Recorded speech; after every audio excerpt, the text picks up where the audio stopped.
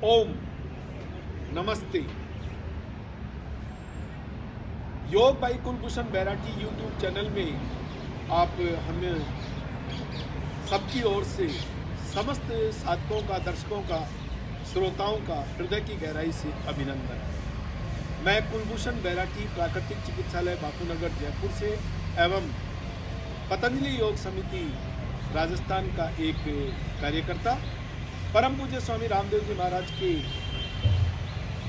पावन सानिध्य में एवं उनकी विशेष अनुकंपा से आज का ये वीडियो हम आप लोगों के समक्ष प्रस्तुत कर रहे हैं। मैं प्रीति शर्मा विगत 25 साल से आदरणीय कुलभूषण बैरागी जी भाई साहब के साथ इस प्राकृतिक चिकित्सालय के प्रांगण के अंदर योग का अभ्यास कर रही हूँ, सिखा रही हूँ। मैं वर्तमान में वित्तीय सलाहकार हूँ उद्योग विभाग के अंदर। ओम नमस्ते। मैं मनप्रीत कौर पिछले कई वर्षों से योग विद योगाचार्य आदरणीय श्री कुलभूषण बैरागी जी के सानिध्य में योग सीख रही हूँ एवं करवा रही हूँ, उनकी सहायता कर रही हूँ। मैं बिल्डर्स कंपनी में कार्य कर रही हूँ, बीटेक इंजीनियर। मित्रों, आज के हमारे इस वीडियो में हम बहुत ही उपयोगी दो आसन जो कि खड़े होकर किए जाते हैं। एक आसन का नाम है नटराज आसन और दूसरा आसन है पाद हस्तासन। इन दोनों ही आसनों का अभ्यास करेंगे। आइए आप भी हमारे साथ मिलकर इन दोनों आसनों का अभ्यास करें। शरीर को सुंदर, सुडौल, स्वस्थ, हष्ट-पुष्ट बनाने के लिए ये दोनों ही आसन बहुत ही उपयोगी है। आइए हम सब मिलकर इनका अभ्यास करें। तो आइए मित्रों, खड़े होकर किए जाने वाले कुछ बहुत ही महत्वपूर्ण आसन जैसे अर्ध उत्थान आसन, पाद हस्तासन और नटराज आसन का आज के इस वीडियो में अभ्यास करते हैं। अर्ध उत्थान आसन का अभ्यास करने के लिए आप बिल्कुल सीधा खड़े हो जाएं। उसके बाद श्वासों को भरते हुए दोनों हाथों को ऊपर की ओर लेकर आइए। अब श्वास को छोड़ते हुए आगे की ओर झुकते हुए दोनों हथेलियां अपने शरीर से लगभग 10 से 12 इंच की दूरी पर सामने की ओर रखें। चेहरे को सामने की ओर रखें, पैरों को घुटनों से नहीं मोड़ेंगे। श्वास को बाहर की ओर रोकते हुए यथासंभव रुकेंगे।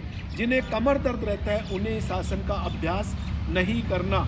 इसी आसन को हम दूसरी दिशा से आपको दिखाना चाहेंगे। एक बार वापस और आइए मित्रों, हम इसी अर्ध उत्थान आसन को दूसरी दिशा से करके देखते हैं किस प्रकार से किया जाता है। श्वास को भरते हुए ऊपर, श्वास को छोड़ते हुए आगे की ओर झुकते हुए हथेलियां भूमि पर और अपनी गर्दन को मोड़ते हुए सामने ऊंचाई पर देखें। इसीलिए इसे अर्ध उत्थान आसन कहा जाता है। मेरुदंड को सुदृढ़ बनाने के लिए, उसमें लचीलापन लाने के लिए, मोटापा दूर करने के लिए और बढ़ी हुई तोंद को दूर करने के लिए यह अर्ध उत्थान आसन बहुत उपयोगी है। अभी हम श्वास को बाहर की ओर निकाल कर रुके हुए हैं। अब श्वास को भरते हुए ऊपर की ओर ओम विश्राम। ये हमने अभ्यास किया अर्ध उत्थान आसन का। अब हम पाद हस्तासन का अभ्यास करेंगे। पाद हस्तासन का अभ्यास करने के लिए दोनों पैरों को मिलाइए, बिल्कुल सीधा खड़े हो जाएं। श्वास को भरते हुए दोनों हाथों को ऊपर की ओर लेकर जाएं और श्वास को छोड़ते हुए दोनों हथेलियां पहले अपने दोनों पैरों के पंजों के नीचे ले लीजिए। माथा घुटने से नहीं लगाते हुए सामने की ओर ऊंचाई पर देखें, सामने की ओर देखिए और अब अपना माथा घुटने से लगाइए। अब अपना माथा घुटने से लगा लीजिए। मैं मनप्रीत जी से अनुरोध करूंगा कि इस आसन को दूसरी दिशा से भी करके बताएं, जिससे कि साधकों को समझ में आए कि इस आसन का अभ्यास कैसे किया जाना है। श्वास को भरते हुए ऊपर, कमर दर्द वालों को करना नहीं है। देखिए पैरों के पंजों के नीचे दोनों हाथों की हथेलियां पहले ऊपर की ओर देखना है, फिर उसके बाद में श्वास को और बाहर की ओर निकालते हुए अपना माथा घुटने से लगा देंगे। देखिए माथा घुटने से लगा दिया है, पैर बिल्कुल स्केल की भांति एकदम स्ट्रेट बिल्कुल सीधे रहेंगे। श्वास को बाहर की ओर छोड़ते हुए करेंगे।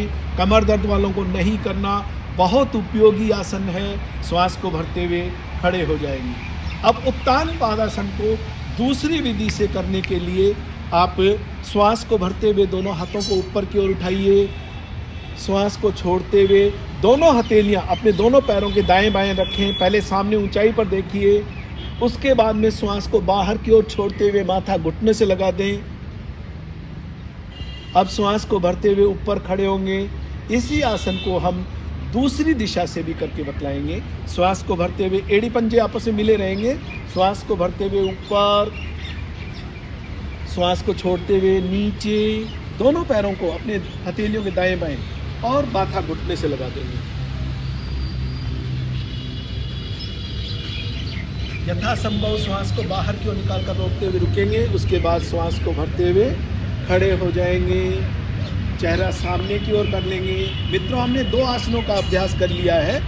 मित्रों, इस वीडियो का अंतिम आसन नटराज आसन अब हम करेंगे। तो इस आसन को करने के लिए आप बाएं पैर पर खड़े रहेंगे, दाएं पैर को मोड़ेंगे और बायां हाथ सामने की ओर आएगा।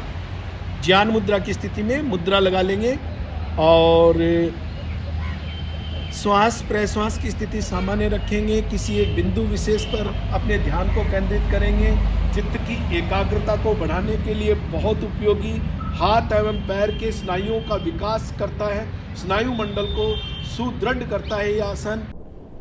साधकों, इस नटराजासन का अभ्यास करने से साधक के हाथ एवं पैर के स्नायुओं का विकास हो जाता है। स्नायु मंडल को सुदृढ़ बनाने के लिए ये नटराजासन बहुत उपयोगी है। मोटापा दूर करने के लिए नटराजासन बहुत उपयोगी है। इस नटराजासन का अभ्यास करने से सारे शरीर में लचीलापन बन जाता है, जंघाएं हष्ट-पुष्ट हो जाती हैं। इसलिए ये नटराज आसन बहुत उपयोगी है।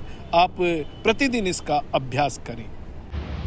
तो साथियों, आज हमने इस वीडियो में आपको अर्ध उत्थानासन, पाद हस्तासन और नटराज आसन का अभ्यास करना बताया। आप नियमित रूप से इनका अभ्यास कीजिए और अपने आप को फिट रखिए। न केवल पूरी बॉडी के लिए बल्कि आपके मन को भी शांत करने के लिए बहुत उपयोगी है ये आसन। लेकिन आपसे यह भी अनुरोध है कि आप कृपया हमारे इन वीडियोस को लाइक कीजिए, शेयर करें, कमेंट करें, ज़्यादा से ज़्यादा सब्सक्राइब करें। जय हिंद, जय हिंद, जय भारत। ओम।